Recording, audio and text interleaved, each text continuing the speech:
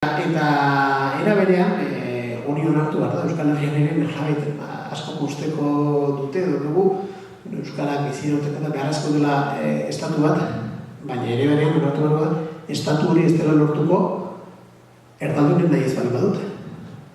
Orduan, proiektu interesgarri bat eta erakargarri bat, zure biztanleen ehuneko 30 bada hizkuntza batekoa, 70 horren babesa edo zati baten ez bali badaukazu, eta hor zure hizkuntzak estatu behar du, baina estatu horrek ez dakitenen babesa lortu bezean jai daukazu ez. Orduan, hori ere jakin behar da ondo kudeatzen, ondo lantzen.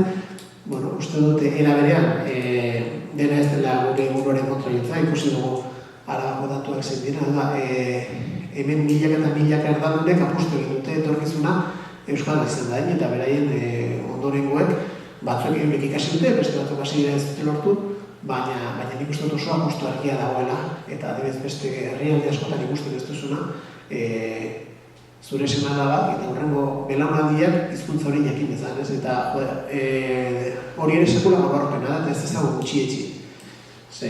Galesen adibidez horrari dira, eta eskola gehiagotan egiten da, baina gurean iaia universalizatutako neurri handi baten, de ereduan eta murgiltze ereduan, eta ez gainera inorkin posatuta, gurasoek eurek hartutako borondatez edo Euskal Herritarrek, nik uste dut, gali izan dutenean nahiko argi utzi dutela.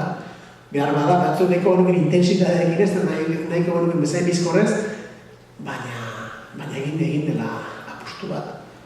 Nintzen ikuspegi positibo hori izan nahiko nuke, nabardura guztiak eta lehen lehikizken kritika guztiak gainetik. Norbaitek beste zerbait ditu nahi du? Bai.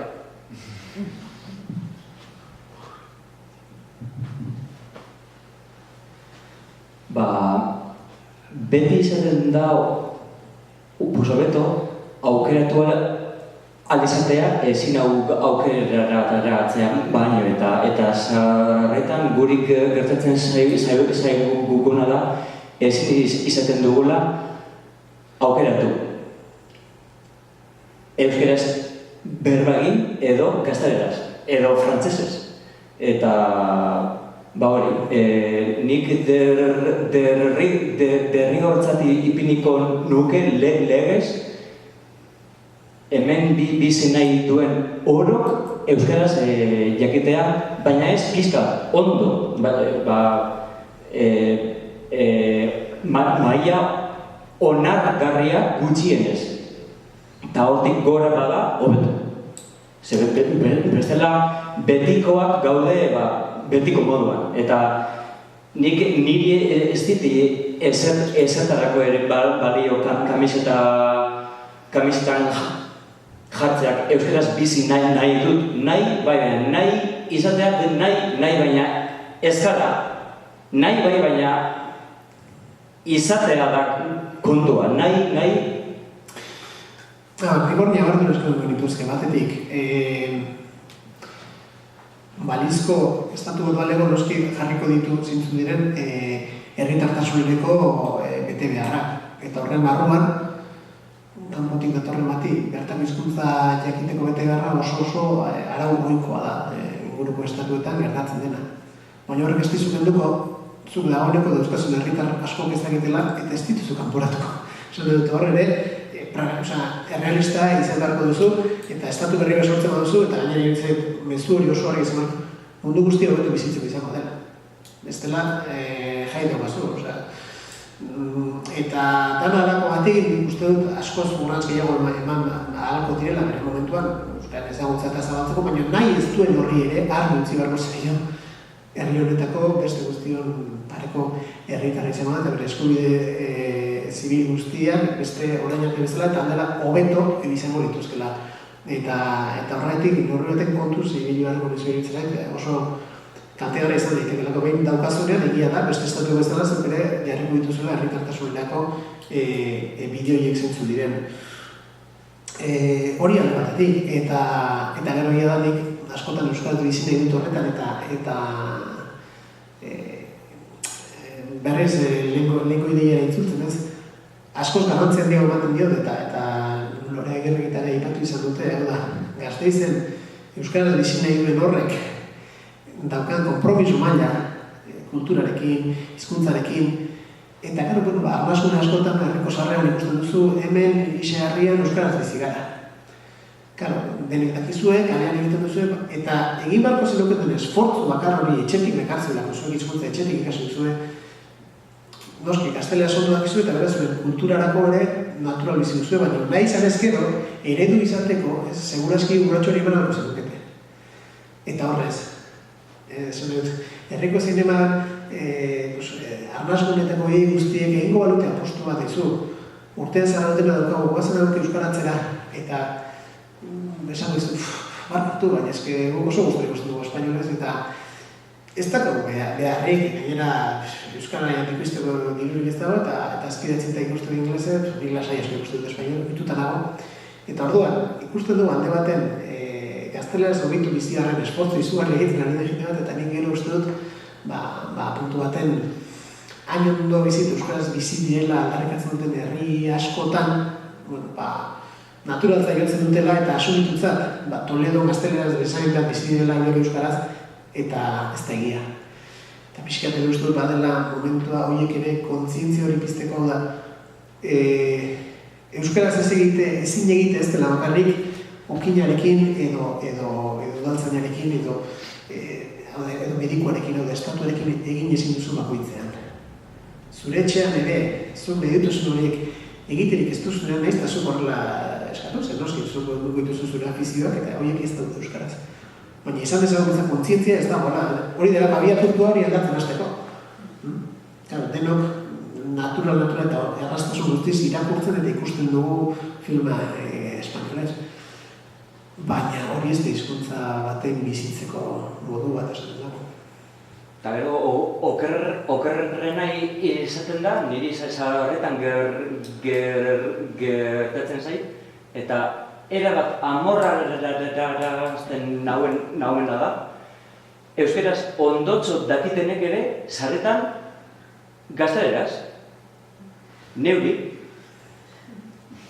Nik eurei euskaraz eta eurak ez dokaten ez oiturarik ondo jakin dabe gazteleraria. Eta orduan nik neure baitarako, eta orduan zertarako hostia dakizuzuk euskaraz. Bale, baina horrekin buelten gona zailo. Bakarrak bat, taldela, gustatzen pixkat sindikatzen ibiltzere, taldela puntu positibo hori. Nik, katalanekin ez, askotan ematen nien adibidea zen hizkuntza hurbilago dagoelako ez. Edo zein katalan, Bartzelonatik edo katalan iztun eta inguruko herri erdaldan numera badoa, ez dakit el Hospitalet, el Prat edo dena, katalanez egiten du. Espainolez erantzungo dira. Nibera katalanez. Eta oso normala da ez, nolabaiteko bi hizkuntzetako elgarrezketa hori, badakite ulertzen dituztela. Orduan, nik puntu egoista baten, batez dene pixkat euskararen aurkako edo esatu da, hainbeste edo gastatu, hainbeste ikasi eta gero ez dut erabiltzen. Bale, arazo bat hor, baina eraberean, badakienak eta erabiltzen ez duen horrek nire ez dit eragozten egitea. Ez dakienak baina.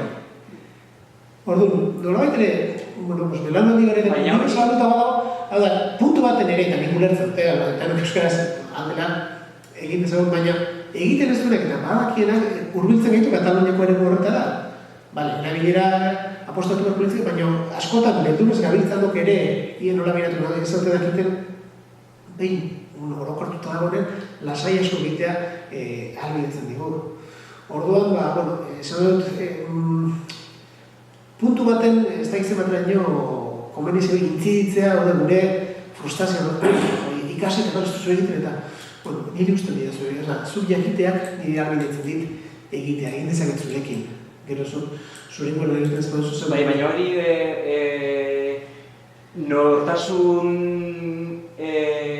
nortasun gogorra duenak aldio egin. Ez dira, baina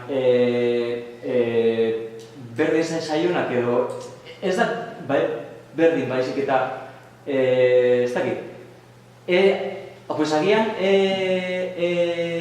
euskaltzale bat egon daiteke ez da, eta ikusten duenean aurrekoak naiz eta euskaraz ondo jakin gazteleraz edo egiten diola, agian bestea ez zaio ausartuko euskaraz jarraitzera eta joko duia zuzenean gaztelaniaz zein frantzesez egitera, eta gero ja hor inguruan dagoen jendeak ere entzun egingo du, eta ez da gauza bera inguruko jendeak euskara entzutea edo gaztelera zein frantzesa entzutea, eta hor giro bat sortzen da, eta ez da gauza bera, horretik ematen diot nik garrantzia